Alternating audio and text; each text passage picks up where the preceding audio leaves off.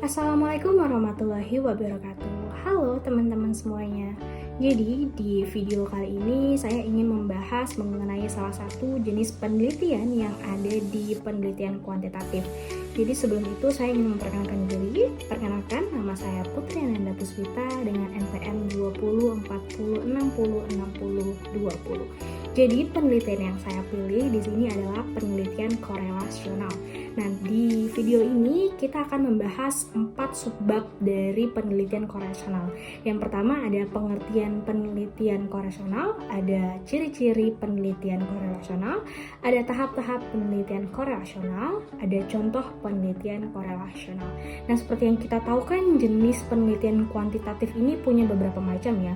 Misalnya ada penelitian korelasional seperti penelitian yang saya ambil sekarang, ada survei, ada komparasi, ada PTBK, sama ada research and development.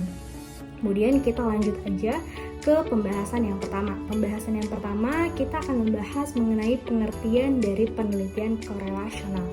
Jadi secara sederhana korelasi ini tuh dapat diartikan sebagai sebuah hubungan. Jadi ketika kita kembangkan lebih jauh, korelasi itu tidak hanya sebatas pengertian tersebut gitu kan, tidak hanya sebatas hubungan doang, tapi korelasi ini tuh salah satu teknik analisis data statistik yang digunakan untuk mencari hubungan antara dua variabel atau lebih yang bersifat kuantitatif. Nah, dua variabel ini tuh dapat dikatakan berkorelasi atau berhubungan apabila perubahan pada variabel yang satu akan diikuti dengan perubahan pada variabel yang lain secara teratur dengan arah yang sama atau korelasi positif, ataupun arah yang berlawanan ataupun korelasi negatif.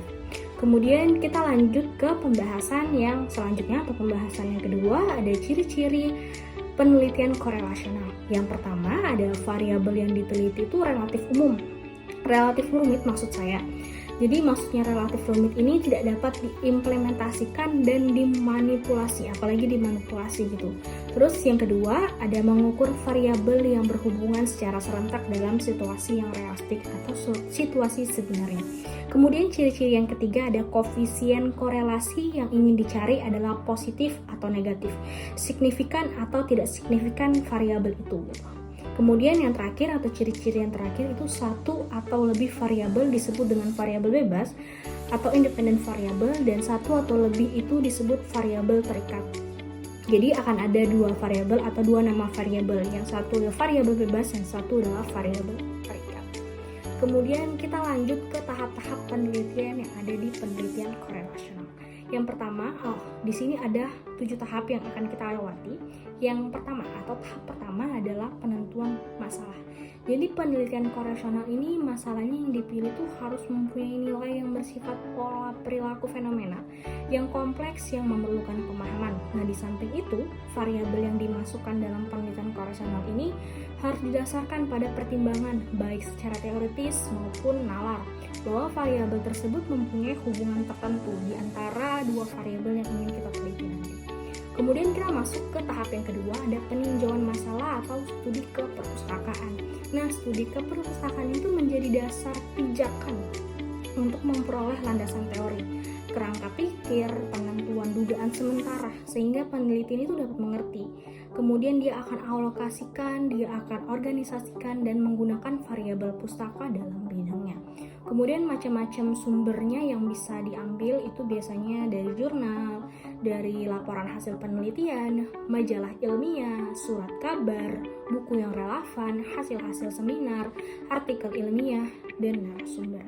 Kemudian kita lanjut ke tahap yang ketiga, yaitu merancang penelitian sesuai dengan rumusan masalah. Rancangan penelitian ini merupakan tahapan di mana peneliti menentukan subjek penelitian yang akan dipilih dan menentukan cara pengolahan datanya. Subjek yang akan dilibatkan dalam penelitian itu harus dapat diukur dengan variabel-variabel yang menjadi fokus dalam penelitiannya. Subjek di sini tuh juga harus relatif homogen dalam faktor-faktor di luar variabel yang diteliti yang mungkin dapat mempengaruhi variabel tertentu. Boleh kita lanjut ke tahap yang keempat, yaitu penentuan sampel. Sampel di sini secara sederhana tuh dapat diartikan sebagian dari populasi yang dipilih oleh seorang peneliti untuk mewakili populasi tersebut. Nah, Sugiono yang merupakan salah satu guru besar yang ada di Indonesia menyatakan bahwa sampel dalam suatu penelitian itu adalah bagian dari jumlah dan karakteristik yang dimiliki oleh populasi. Sebagian dan mewakili dalam batasan di atas merupakan dua kata kunci nih, dan merujuk pada semua ciri-ciri populasi dalam jumlah terbatas pada masing-masing karakteristik populasi tadi. Kemudian kita masuk ke tahap yang kelima, ada pengumpulan data. Jadi berbagai jenis instrumen yang dapat digunakan nih untuk mengukur dan mengumpulkan data itu, misalnya ada angket, ada tes, ada pedoman interview, dan pedoman observasi, dan tentunya disesuaikan dengan kebutuhan yang kita inginkan. Kemudian tahap yang ketujuh tahap yang keenam maksud saya itu adalah analisis data.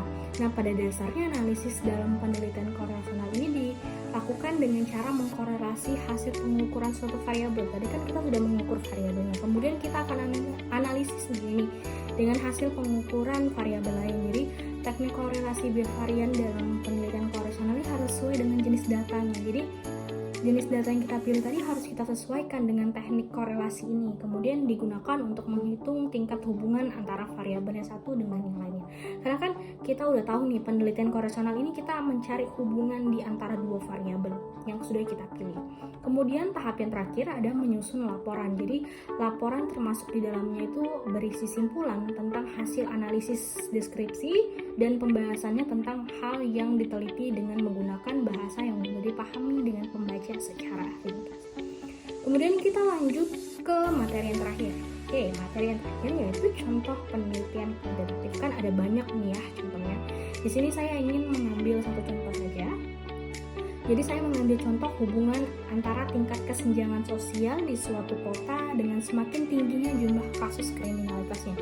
Hal ini kan sudah menunjukkan ya adanya korelasi gitu antara variabel tingkat kesenjangan dengan variabel jumlah kriminalitas. Jadi di sini yang perlu dicatat, notes yang paling penting di garis bawahi di bold, yaitu penelitian korelasional itu tidak menunjukkan mengapa dan bagaimana suatu fenomena ini terjadi.